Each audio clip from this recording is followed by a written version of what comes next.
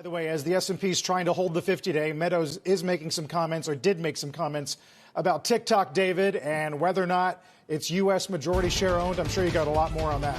Yeah, I wanted to, just come back to the story that we've been following, of course, in fits and starts to a certain extent, share some new reporting, at least, that on that. First of all, of course, and we were talking about this earlier, Jim, when we were talking about Tiffany, and then we were talking about TikTok and the U.S. government's role here. I am told the president is, and this is people who are familiar with what is going on right now, that will make a decision in the next 24 to 36 hours. So we should know whether or not this deal, under which Oracle would at least become the web hoster of TikTok's data here in the U.S., and a lot more. We should know whether that, in fact, will take place in the next 24 to 36 hours. Now, what remains somewhat unclear, remember, the Journal reported that ByteDance, the owner of TikTok, would still hold a majority of it. The president indicated yesterday during that press conference that was not something he was potentially comfortable with. And the Journals reported that perhaps that won't be the case. I don't have great visibility on where that stands exactly, so what it is exactly the president is going to make a decision on. It does appear CFIUS has already more or less said we're okay with this.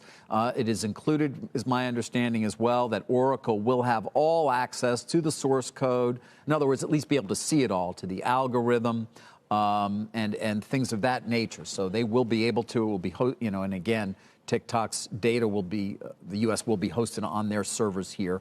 As we've said many times, Safra Catz, of course, CEO of Oracle, very well connected to national security circles that would appear in Washington, D.C. Another tidbit for you guys. Apparently, Oracle's going to own roughly 20%, I'm told, of what would be this new entity, this TikTok entity. And Walmart will be involved.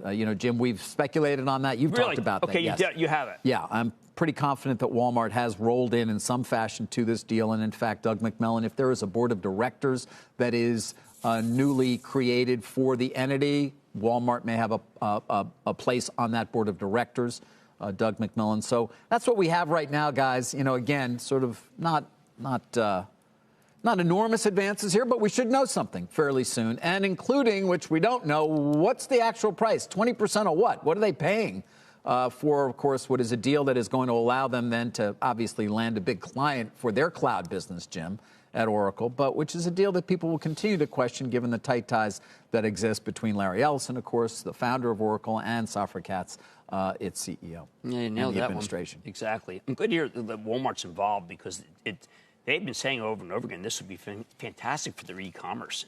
Walmart Plus would do very well. Yeah. It makes so much sense. They just need to structure the deal so that the president just feels comfort after an IPO that this is barely a Chinese company. Yeah, I mean, in some ways, it is reflective, and certainly those supporters of it would say, of how the Chinese treat our companies when you want to do business in China. The forced joint venture. That's kind of what this is. It's a forced joint venture. Yes, forced joint venture. Yeah.